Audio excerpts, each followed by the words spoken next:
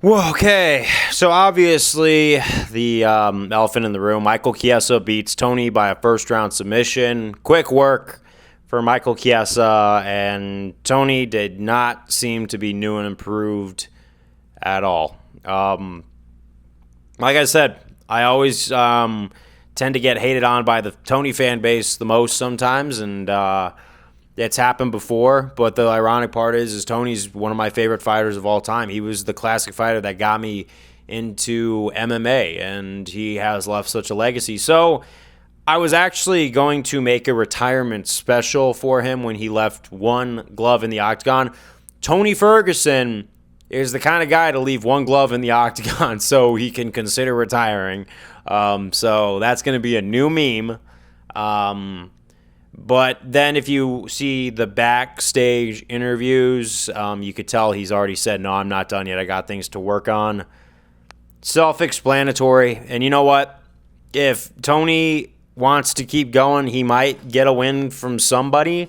I actually think he should try to probably, who should his next matchup be? Like, I know that Keon Kimura was saying that Tony should fight CM Punk, which honestly, at this point, I feel like would be for Tony at this point, because I am sorry, man, but if you are performing like that and you say you're improving, it's keep going. But if your losing streak matches your winning streak, if that's your ultimate goal, I think we might see that by like 2026 if he continues to fight like this. But I don't know. Is the UFC going to cut him? There's a lot of variables that are going into it.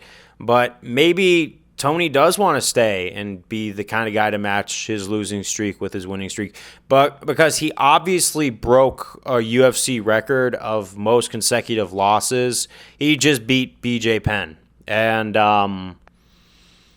wow, it's been a hard road to watch. And ever since 2020, the Tony magic has not been around, and he's gone on every card, and we're about to see him take another L. It's a vicious cycle, and I'm not even going to be one of the guys that urges him to retire anymore, because he is so dug into this that he's going to have to retire on his own terms. Unless the UFC forces him out. But they probably want to get like 4 more fights. Extend his contract just so they could give a meme to the internet. You know what I'm talking about?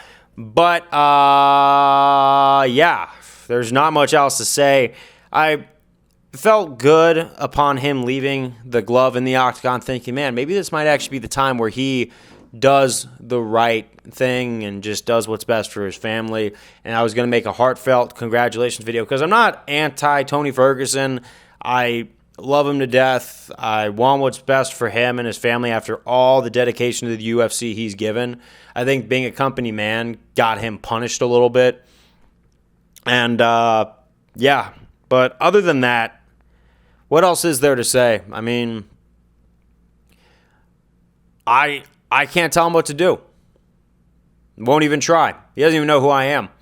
You know? So, hey, Tony, if you keep on going, you keep on going, and you'll retire when you retire.